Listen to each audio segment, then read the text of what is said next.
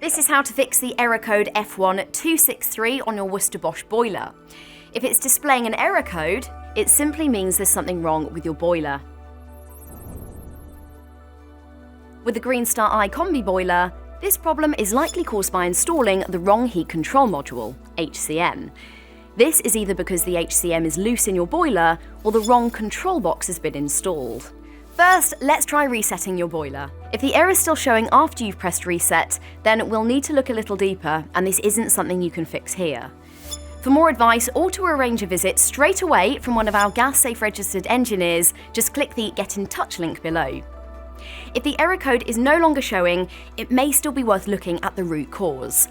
If you haven't had a service in the last 12 months, then we would advise booking a visit through the link below, as this may help to identify the original issue and avoid any further damage to your boiler.